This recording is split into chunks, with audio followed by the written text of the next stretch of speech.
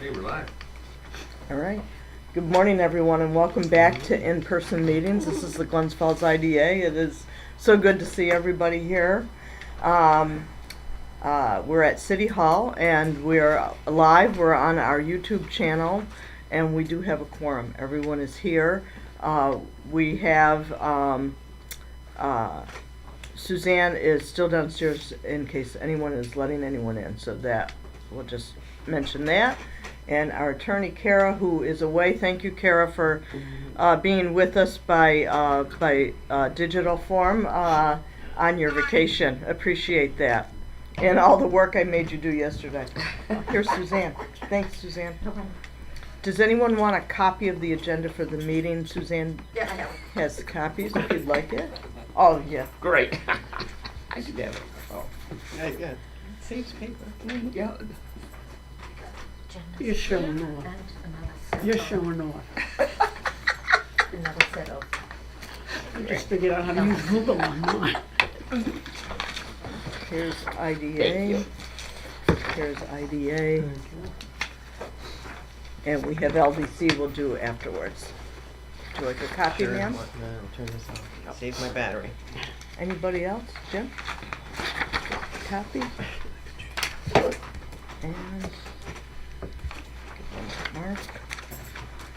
Okay. So, everyone has received hard copies of the documents, including the minutes from June 10th, 2021 meeting, which was held by Zoom. Does anyone have any comments or changes? There being none, is there a motion to approve the minutes as presented? So moved. Second. Second, all in favor? Aye. Aye. Any nays? Any abstentions? There are none. The minutes are carried. Thank you. And our financial report for the months ended June 30, 2021. And our CFO, Mark Toomey, is here. And Mark, I don't know if you want to say anything before I call for a vote or ask for questions? The only updates on the financials, IDA, we paid the Whittemore bill for $7,050 for the year ending 2020, and a Fitzgerald bill for $160. Those are the only expenses. We increased the due from CDC for that $2,900 that we IDA paid for the CDC. Same token, we increased the due to on the CDC side. Cash balance at the end of June was $38,930 for IDA. All the checks that we had previously approved have cleared, so that's part of that number. And the only check, we'll talk about that later, is one check for Fitzgerald that would bring the balance down to $38,642. And that is, and then on the CDC side, again, the due to was increased by $2,900, and there's no change in the CDC cash, $502. That's it. Okay. Any questions on that for Mark? Or there being none, is there a motion to approve the financial report for months ended June 30th, 2021? I'll make it. Is there a second? Second. Second. All in favor? Aye. Aye. Any nays? Any abstentions? There being none, the financial report for June 30, 2021 is approved. So Schedule A, we have one bill for this month, which is for Fitzgerald Morris Baker Firth for $288. Is there a motion to approve the payment of that bill? So moved. Second. Second, all in favor? Aye. Any nays, any abstentions? There being none, the bill shall be paid, and maybe we can sign today. I don't know. That's right. Maybe, we'll see. I'm not leaving without it. All right. The only other reports relate to the two projects that we have, and so I'll get right into that unless people have any other questions. Okay. So for the 1525 Park Street, which is EASM Holdings, or better known as Elizabeth Miller. So in advance of the meeting, I sent everybody a proposed resolution to approve an extension of the project completion date and to increase the sales tax exemption for this project. And so I'm not going to read the entire resolution, but I do want to go over a couple important parts, and we'll enter a complete copy of that resolution into the record. I think you'll recall we entered into lease agreements and other related documents with EASM Holdings back on May 5th, 2021. And as I raised with you last month, the project has experienced some issues, including increased costs, some related to supply chain interruptions and material shortages, mostly due to the pandemic, it appears. We've had a copy of that full list of changes to the cost, and so I think you have that in your record as well. The contractor also discovered the general contractor also discovered some work that went unnoticed until he got into the building. It is an older building. I'm not sure if it's historic, but it is older, and so that is included in some of those changes. And the project design, while not significant, has been modified to take into consideration all those changes. The design still includes the same type of floor plan that we saw before, 10 apartments on the upper floors, commercial on the first. But the result is a fairly significant increase in total project cost. It's over $1.7 million. And so Elizabeth Miller has asked us to make those extensions for the project completion date, the sales tax appointment date, and through June 30, 2022. Work is ongoing, but will probably continue possibly to that period.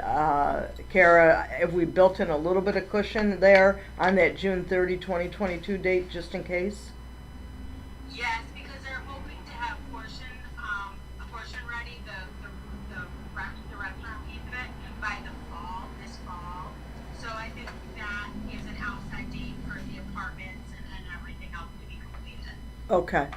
So hopefully there's some cushion in there and we don't have to come back and do that again, but it's possible that it could take another 11 months to get everything done now. And so that is related to both the sales tax exemption and also a mortgage tax exemption for any new monies that she's probably going to have to borrow related to that 1.7 million increase.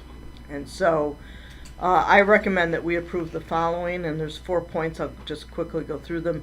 An increase in the total project cost in the amount of $1,759,219.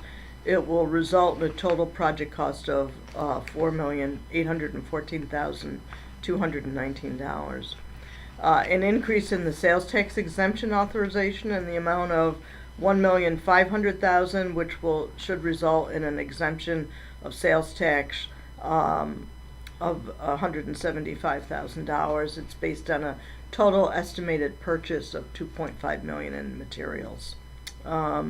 Extension of the project completion date, as I just reviewed, up till June 30, 2022, and the execution of a mortgage and assignment of rents and leases in the estimated amount of $2 million, and further approvals of a mortgage tax exemption upon filing with the Warren County Clerk's Office. And while I'd ask that we approve this resolution today and that it be able to take full effect, there are documents that need to be signed, and I will personally sign those and review those with Kara before they do get signed. So hopefully sometime in the next week we'll execute those documents. I haven't seen all the drafts yet. So any questions on that? Okay. Ultimately a good project in an area of town that I think needs some work, and so and since work is already underway, I think that's a good sign too. Would it help them at all to be declared if there were historic building, or would that kind of hold out everything if they tried to declare it as an historic building?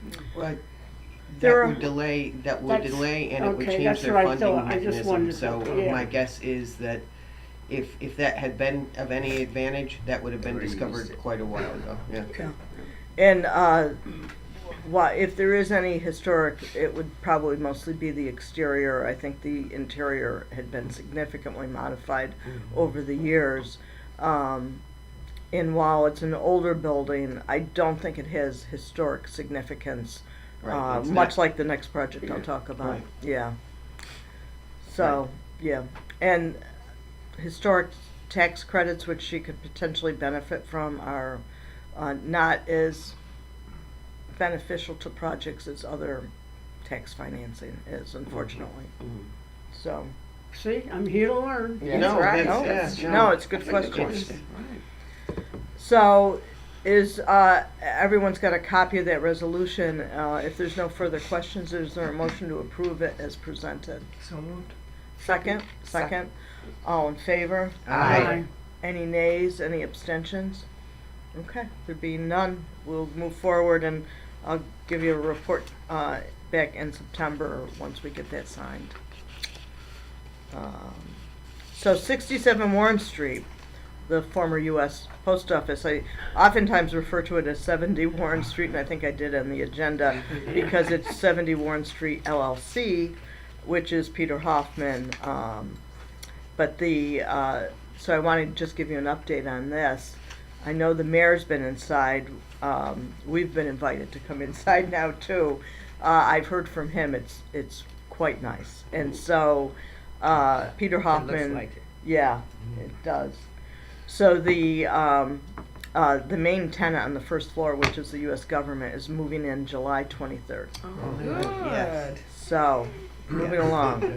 Long time coming. Yeah. Yeah. really. And Peter Hoffman, Glen Street Associates, he and his wife Suzanne have already moved into the second floor. Oh, So really? they're Yeah. upstairs. You're kidding. Really? Oh, it's really nice. I'll bet it's Oh, I gorgeous. bet. I know. I was gonna say, I would wow, love I'd to like see to see that. that. Is there an Me too. elevator? So, yes, Yeah. So Wow. we've been invited to come in if we could do so before it's fully occupied on July 23rd. So after the meeting today, anyone who'd like to get in to see it, let me know, and we'll figure out something. If we could all go at the same time, I'm Right. sure Yeah, you'd yeah, appreciate yes, that. yes. But I'd like to get in too. So this is a historic building, and it's been Yeah. restored, and the reopening of it, I think, is very significant for this administration. I mean, this has been a lot of hard work by this Long administration, overdue. long overdue. A lot of planning went into place, certainly by Peter and Suzanne Hoffman as well. And so, I think, congratulations to Yes. all of Yeah. you here for your hard work to get this done too, because it has taken quite a bit of time. But you know what? That's what happens when you're in a former government building, historic, and but it's important for the Warren Street corridor and for this city. So I'm very glad to see it happen. And that is it. Peter's not here today, obviously, but if you do have questions for him, I'm sure he'll be happy to answer any. But I think we'll like the inside too. I Maybe he'll guarantee invite- you'll like it. Maybe he'll invite us to coffee up to their new apartment. Well, it's his office. Yes. Yeah. The thing about Peter is that he always does things on the historic side. Yep. So he tries to replicate to the best he can. As a matter of fact, Oh, that's the little nice. post office boxes, they had taken them out, so he went and found them in another place, bought them and put them in. So Oh, it, that's loo- nice. it looks That's- authentic. yeah, God. that's It's really nice. nice. Touch. Mm-hmm. Looks for you guys will like it. Yeah. Oh, yeah. Yeah. Peter, that's great work anyway. So, that is it, and I don't have any other business at this time. Kara, any other business that you know of? Nothing on my end. Nothing on your end, okay. Any other, questions or concerns or that the members wanna raise? Is Peter looking into anything else in Glens Falls right now? Do you know, besides finishing the post office? Yeah, He's got doing- two He's- buildings across the street. Right, where Mailings Made Easy was, Yeah. that restaurant's That's right, going, yeah. he's fitting that up for her, and the building next door to that. Okay, I knew about the So- coffee shop, but I didn't know about the other one. That's good. Yeah. That's great. Yeah, That's great. so, Keep investing. We appreciate it. That's right.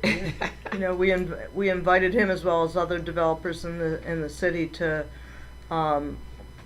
look at the DRI projects on South Street, and I don't think that was his thing, at least not the new construction. I don't know that Peter's done much new construction. Maybe that one building on Warren Street, across from St. Mary's School, might have been his. But Yeah, yeah. yeah, he built where, He bought that.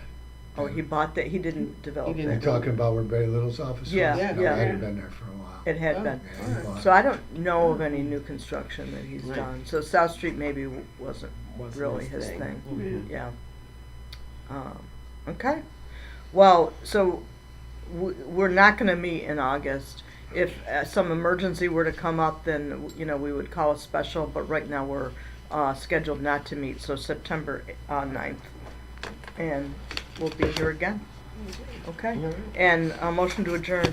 So moved. Second, all in favor? Aye. We are adjourned, thank you. Short. And then, Yep. this is the LDC agenda. Mary, you've got yours? Yep. I'll make sure I have, you've got yours? Oh, I got mine. Thank you. Here's the next one. Jane, it's, Thank you. Oh, you've got yours? she had hers. It's the same, isn't it? It No, goes on. it's LDC. Huh? LDC? LDC. Yeah. But, right, you printed yours, you Yeah. saved, Go, girl. you saved the city, .0003 and we appreciate it. Not when it was their paper. I'd like to call the Greater Glens Falls Local Development Corporation July 8th meeting to order. The first order of business is to approve the minutes of the meeting held on June 10th, 2021. So moved. Second. All in favor? Aye. Next is a financial report. Mark, can you give us that? Yeah, the only updates, little loan interest income, $292, small amount of bank interest. Again, we paid the Whittemore year-end bill for 2020, was $9,600. Two Fitzgerald bills, $448.48. Took the typical monthly entry from prepaid into insurance expense for $1,220. Account temps, we had 4 weekly periods, a total of $1,329.41. Our cash balance at June 30th, LDC, was $12,135, and with all the checks we had previously approved cleared, with the checks that we'll be approving today, the balance will come down to $10,182. All the cash accounts are reconciled. They're listed on the board reports and under the financials. That's it. Okay. Mark, did we transfer, I know there are several bank accounts, and when you talk about balance, you're talking about the main operating Yeah, the account. operating account. When we do things like pay insurance on 36 Elm, you take it out of that separate account, right? That doesn't. Not yet, that's the one that in the past, we've done, I think we've transferred like somewhere between $2,500 and $3,000 a year. To cover that. To cover it, so Should we do that, so to replenish the other I'd accounts? say that we could probably add $6,000 or $7,000 if we did it, because we think there's 3 years worth now we can transfer over. Okay. I think that's a good I'd suggestion. recommend that we do that today, We and. talked about that before, that when Yeah. the need might come, yeah, okay. Yep. So we'll do that You separately want to do that today. as a motion? Sure, I'll make a motion that we replenish the general operating account for the LDC with funds due to it from the 36 Elm account for the amounts that the general operating fund has paid over the last 3 years to cover insurance and other related expenses for that building of approximately $6,000. Cool Insurance has got the exact number, so I could contact her and get that for the We'll last get the 3 years. exact number Yeah. and we'll report on that exact number in September, but I recommend we move it now. Once he gets the exact number? Yes, yes, yes. Second. Is there a second? Second. Okay, all in favor? Aye. Motion passes. So I'll look for a motion to approve Mark's report. So moved. Second? All in favor? Aye. The next is the payment of bills. We have account temps for a total of $817.42. Fitzgerald, Morris, Baker and Firth of $1,136, and CT Mail $3,680 for a total of $5,633.42. Motion to approve. I'll make it. Second. All in favor? Aye. So I don't have any other reports at this point, but we do have a bunch of projects that we'd like to bring you up to speed on. And I was hoping Jeff Ladd was here because he's kind of been in charge, but he's not. So either Jim or Judy, do you want to take the lead, or I can do it? Sure. I'll do, so, Market Square at, South Street is the building that, many perceive to be the farmer's market building, which it is. And in addition to that, it's gonna be used for many other purposes. The, architectural team was in Glens Falls yesterday and had, a significant meeting where they started to present, and get ideas, about design. And they talked about, infrastructure issues, building design issues, and also interior, and then planned uses of the building.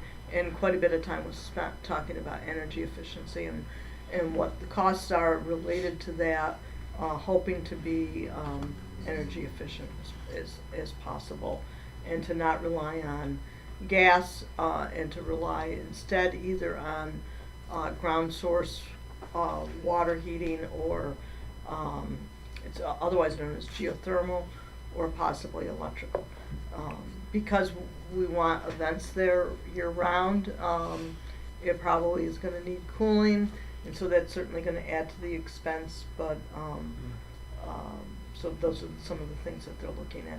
And they were left with a lot of questions and a lot of ideas, and we'll be coming back in another couple of weeks with updated report and additional design. Jim? No, you were there too. Yeah, Judy, I think, that's a very good summary. I just, some of the schematic issues that were updated yesterday, which is kind of interesting. The building width seems to, they prefer shrinking it down a little, which gives a little more elbow room on the site. You know, it's a tight site, even with all the demolition that the city and the LDC have sponsored. The building will be out closer to the curb or to the sidewalk, and potential of losing spaces in the street, parking spaces, but to have a bump out for more of a plaza effect and not have cars and trucks right in front, parking in front, but moving the building towards right to the sidewalk line, which would keep with the streetscape, would give a little more elbow room in the back. Again, they're thinking a lot about circulation and how the farmers market operates.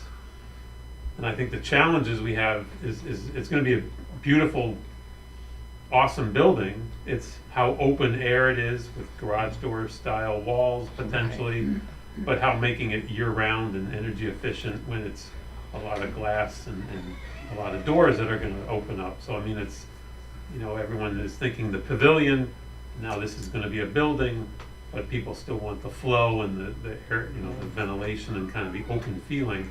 And so I think we're gonna, at some point, have to make some tough decisions about, are we going more building-like, or are we going more pavilion-like? I think that's where the challenges are with the energy. But they've got the footprint pretty well nailed down. I think the changes yesterday were good for traffic, to get people in and out, to unload and load and then get cars out of there. I think they're on track with the site schematics. It's gonna get down to the building details and the energy and heat and cooling issues, as Judy alluded to. But they're moving quickly. We do workshops every week, every other week. This was a big sort of an intro to the schematic design, but they're on a tight schedule and they're pushing the city for decisions, which is good, as you'd want your architects to do. So yeah, I think it's moving in the right direction. Yeah, and it was clear that the architect team is working with the Bonaccio architect team to coordinate, because the buildings are right near each other and they're planning on that. So there's ongoing communication with them. We have some questions came up about the pathways between the buildings that they're gonna resolve before the next meeting. And then, you know, the issue that Jim mentioned about, do you have more of that open air? Well, you know, having the ability to have it be more of a closed structure allows us to have greater use year-round. And we, you know, everybody was reminded that as important as the farmer's market is to this community, and has been, that they're gonna be using it 2% of the time. And that, so we've gotta look at other things. And so they took into consideration in the design that we saw yesterday, some of those uses, including musical events and things where there'd be you could bring a stage in, and you know, you could probably have, not a lot of people, but 200 people inside that building. There'll be bathrooms. You could do a musical event, you could do, you know, receptions, you could do, you know, small little plays or presentations, those types of things. Is there any thought of adding, including solar rooftop? There is, and we talked about it briefly, and they're gonna give us an analysis, but we asked very specifically that we don't wanna do it just because we think it's the politically correct thing to do. We wanna do it if the solar is not, can be done in a way that doesn't damage the roof, and that there's gonna be real benefit to it. And so they started to look at the light days on the south side of the building, that there's the potential on that side, but we've got to take into consideration cost and benefit. Could you do like a collaboration between the Elm Street building and the old Hot Shots? Collaboration of rooftop solar for all three of them and make a shared type of thing? Not on We solar. can't. No. The city will be the owner of this building, and those buildings will be private ownership.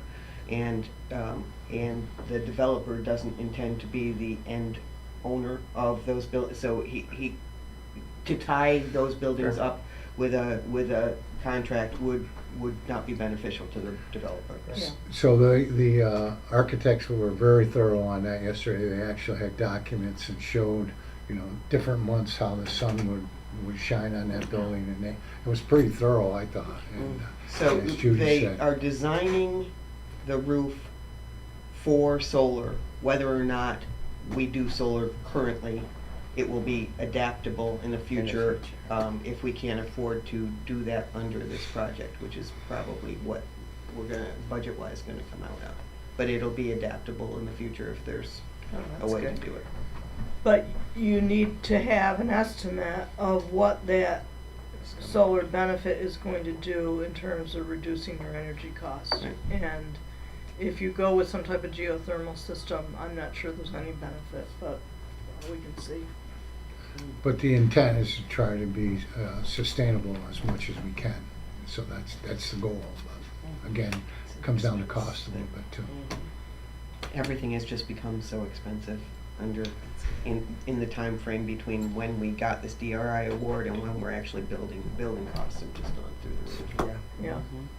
And I do a lot of development in my private work, and we do what's called benchmarking, and it's done after the fact, so you've already spent the money on the solar, and we're just, and a lot of my work is in the city, so it's not applicable to this project, but there are ways for us to estimate, I believe, what the potential benefit is. And I am seeing in many projects very de minimis benefit, and the cost far exceeding what that benefit is. And so I think and I can give you an example. I've got a 178 unit apartment building in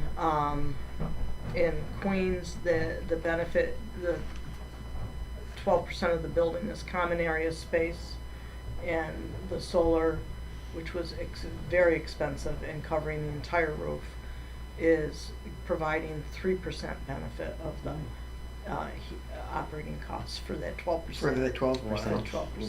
So Mhm. I think if we had known that up front, again, it was the politically correct thing to do because everyone thinks Solar is. solar is Right. so, but it will never recover the cost. Yeah. Uh, Including all the tax incentives? Yeah, it will not. Yep. So, and this is a public building, so there are no tax benefits to us. So for it'd be doing it. federal if there's Not to the city. a, yeah. Yeah. So- So, we've That's where- asked that's where to have an residential is. estimate. Guess that's where residential solar is more advantageous. Yep. So we're definitely analyzing it, and these people are very thorough, I think, so. That's good. Yeah, so that's moving forward. Sounds good. So then, the Community Market Center building, is, the next item, and that is, 36 Elm, and 45 South Street, two properties that this LDC has site control of, and then 2533 South Street, which is the vacant lot where the current farmer's market is located. And as you know, the developer's been selected for that. It's Bonaccio, and they are putting together their plan. There are also regular meetings with that group, and they're coming forward and starting to do design and budgets. And one of the key things that we need to do as a body, as well as with the city, is to move forward with appraisals of those properties. Because part of this deal will be for us to sell those properties to that developer. And we want to get those appraisals done as quickly as possible. And so we, the LDC together with the City of Glens Falls put out a request for price proposal from appraisal firms that do commercial appraisals. And we had a list of about 6 firms. We mostly got that list from the state, combination of the State Homes and Community Renewal, which does a lot of this stuff, as well as the licensing department from the Department of State. And so we put together a list of names of firms that principally serve upstate New York, and there were 6 firms on that list. Anybody local on that list? There were some based in Saratoga. Yeah, Nothing in Glens Falls. No. nobody in This this is area a that does specialty, commercial. this is a Yeah. specialty in commercial, and a firm couldn't possibly stay alive here. There isn't enough work up here. You have to have a bigger market for that kind of HVAC, so we specialty. don't have any. Well, we're expanding sooner or later. Yeah. So 2 firms responded. One firm is based in Saratoga. The other one has a office in Saratoga, but main office is somewhere else in the state. The proposals were due on July 6th by 5 o'clock in the afternoon. Suzanne, there was a computer issue here at the agency, and the submissions were digital. And so I just want to make sure, I don't know if you had time to look at it. Are we confident that no submissions were lost due to the? I don't think so. They were, okay. So we have 2 submissions, and so William Moore, which is the appraisal company, again, certified general appraisals, they put in a total bid of $4,750. For the 2 properties that are controlled by the LDC, $1,750 each, and for which are a little bit more expensive because there's a building plus land, and then 2533 South Street, $1,250, which is just land. There's no building there. We're not looking for an appraised value of the Pavilion. Pavilion, yeah. The other is Richard Lampert, which is again is a certified general appraiser, and his total bid was $6,500, so a little bit above the other. He bid you see similarities, $2,500 each for the 2 properties controlled by the LDC where there's building plus land, and then $1,500 for the South Street property. Here's the issue.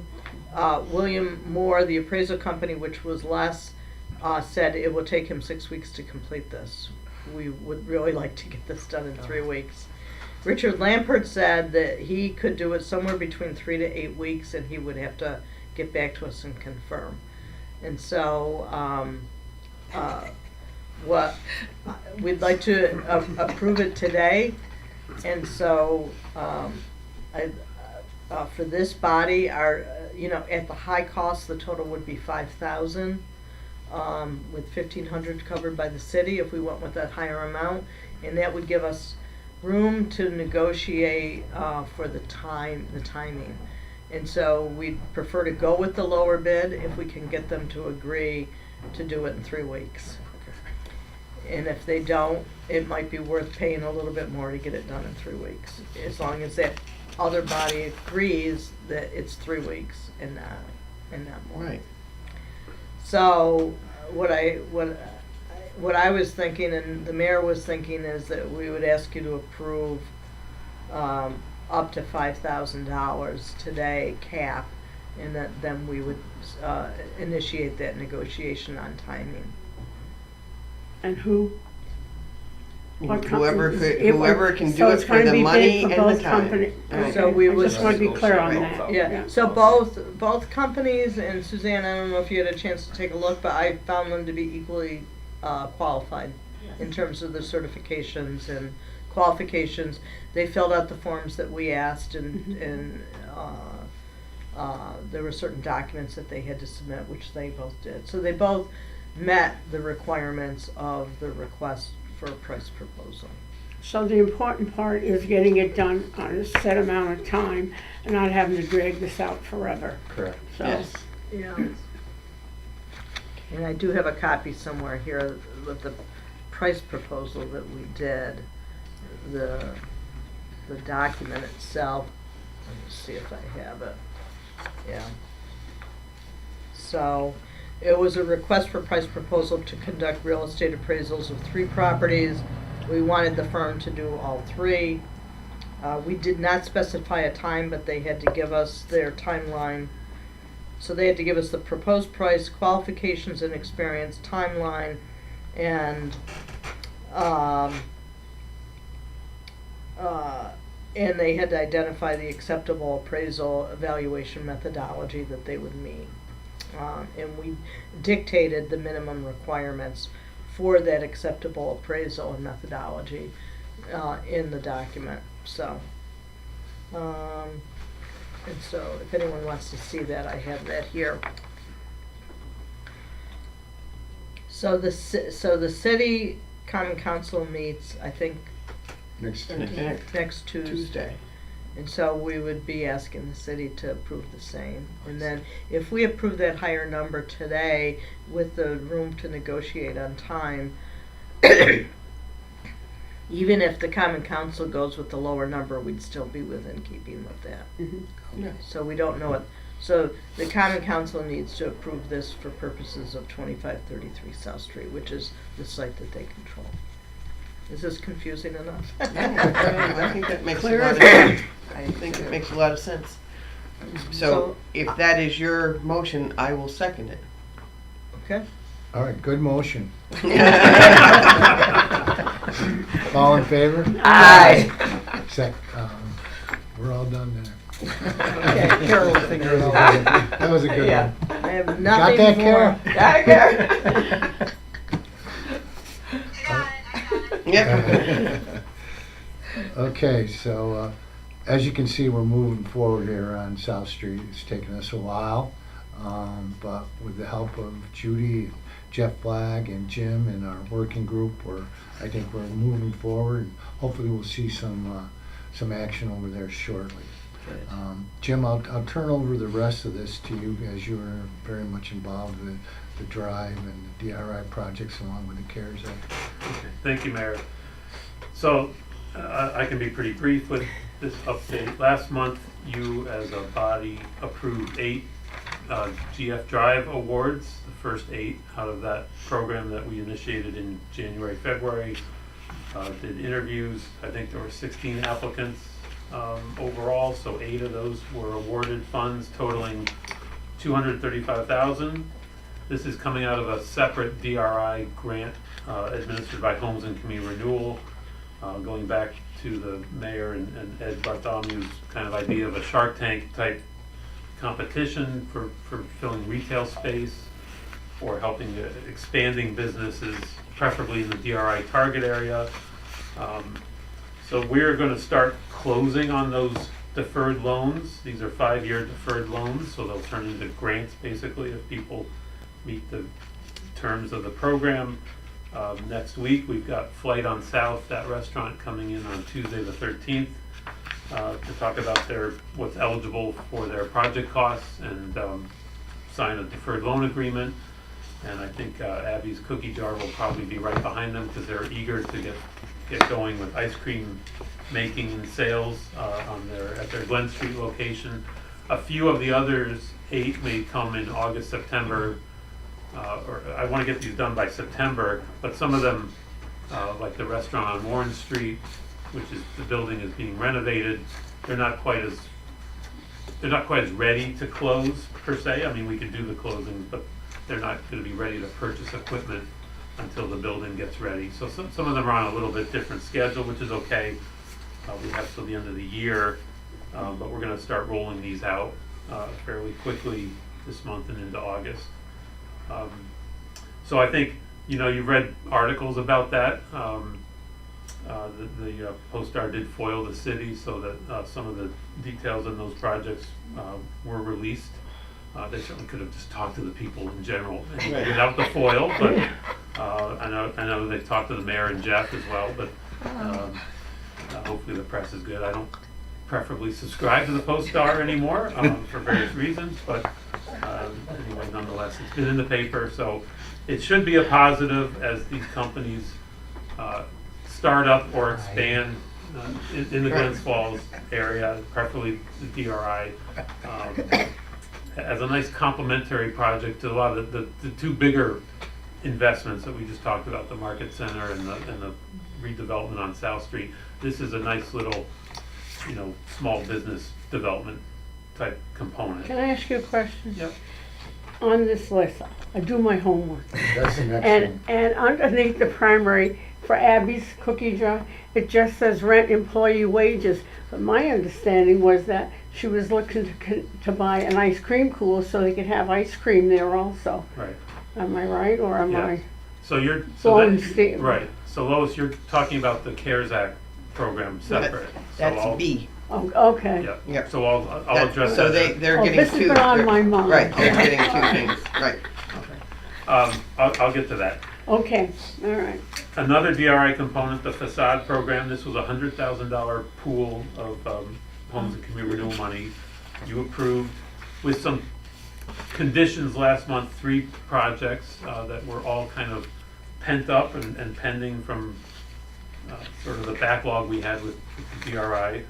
Those are moving through the SHPO and HCR, Home Community Renewal approval process. They have to be set up with the state, sort of blessed by the state first, before the building owners can get work completed. I think all of them actually have local planning board or site plan approvals already, but they still need to do the SHPO, the historic review, because we're using public funds. You can't butcher a facade that has sensitive historic issues with it.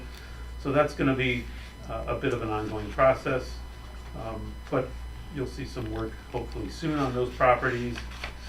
And that's the 2 DRI components.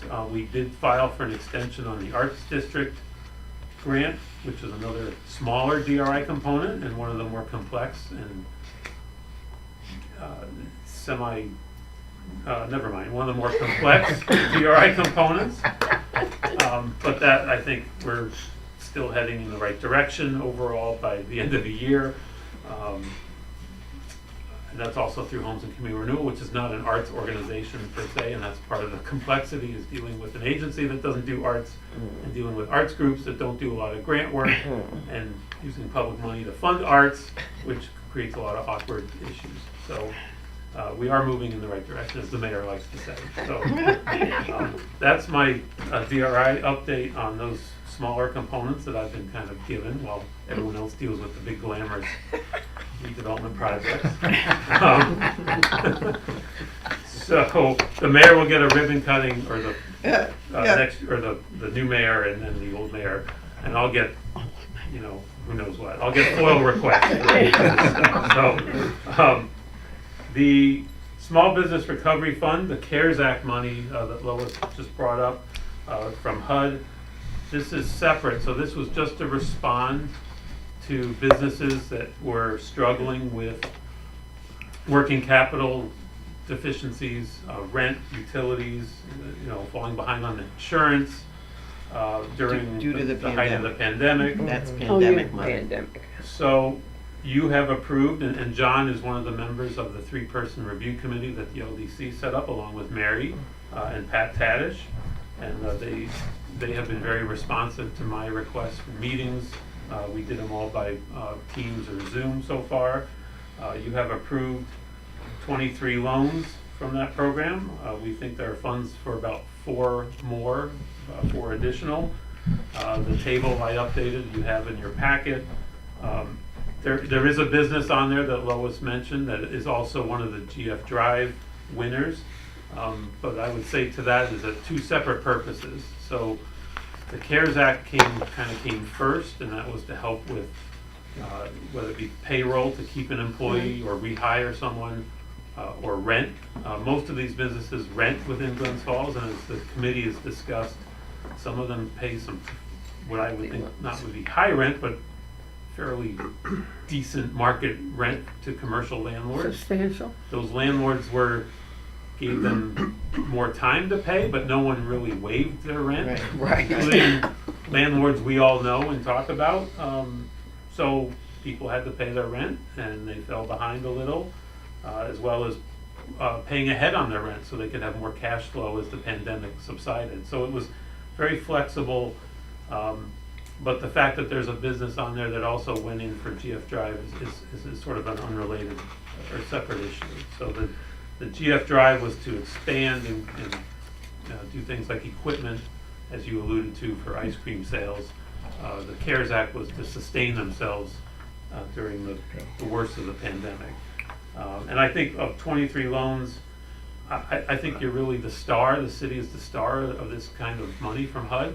I don't really know what's been available in Warren County or Washington County or some of the other LDCs in the area. I think CARES Act money was pretty widely distributed to other government entities, but I really haven't heard much about other types of loan programs. I know the Lake Champlain Regional Planning Board has some recovery money out there, but in terms of reaching into this city's small business community, I think you've achieved some pretty good results with 23 businesses helped. I project that saving or retaining 35 to 37 jobs, including owners of these small businesses. I mean, these are people that operate their businesses on a daily basis, like a yoga studio or a fitness gym or something. I mean, here downtown, it's their livelihood, and so I think you've done wonderful work on getting that CARES Act money out the door versus people that tend to hoard these government programs and then don't know what to do with them years later. I don't need to allude to what agencies do that, but you've been putting it on the street, which was the whole purpose of it. Right. 3 of these loans too went to Dix Avenue businesses so far, which is I think a mayor's kind of sensitive spot because of the construction and the issues he hears about the construction. So while it wasn't intended to help relieve from construction effects, it kind of had the side benefit of helping 3 businesses dealing with also loss of revenue due to construction. So that's the CARES Act money that. So I'd like to make a comment on that, and I appreciate your leadership on that.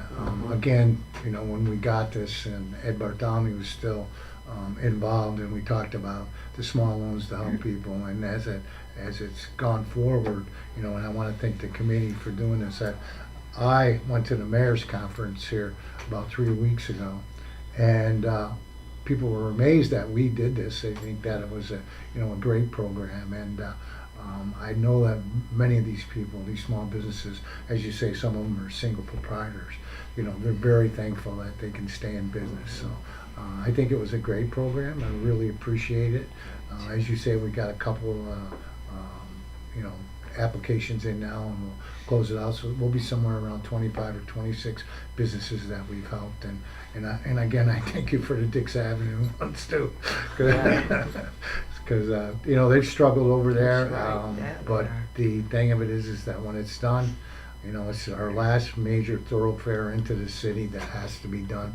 And when we do that, you know, we obviously have to do the sewer lines and the water lines and the valves, and it takes a while, so it won't probably be done till September, but it's a project that'll be well worth it when it's done. So again, I want to thank you, Jim, for being involved in these programs, and Judy also on the Market Square and the Community Market Center. These are projects, you know, on Jane's on our working group along with Suzanne, and you know, it's a lot of work and there's a lot of volunteerism going here, but the city's moving forward, and you know, I'm very grateful for the help that we've had and the help that the IDAs and the LDCs have helped us. And as you drive around the city, and Judy will tell you last night that she was with someone from out of town that was thought that Glens Falls was vibrant. Obviously, she was here during Take a Bite, so it you know, it looked pretty impressive. But you know, the city, you know, over the years and the past administrations, you know, we keep moving forward, and that's, you know, and that's because we have volunteerism and because we have people like you guys to help us moving forward. So I want to thank everybody, and especially thank Jim for his leadership that he's doing here with the monies that we've gotten from the CARES Act. So, Yep, I just want to echo that, Mayor. The Glen Street and Ridge Street last night. Glen Street was closed, but also Ridge Street, it was packed, and there was music. It was so lively, and we had just come from that architectural meeting on Market Center, and so I just stayed down there, and one of the architects who's not from here stayed and was amazed at what Excellent. was going on here. So Excellent. it was a very positive scene to see it, you know, back to life like that last night. So Yeah. and it was fun too. it was a good So, night. yeah, it was. So is there any other business you'd like to bring up? Okay, so we don't need an executive session, so I'll ask for a motion to adjourn. I'll make it. Second? All in favor? Be Aye. great. We're Yeah. adjourned.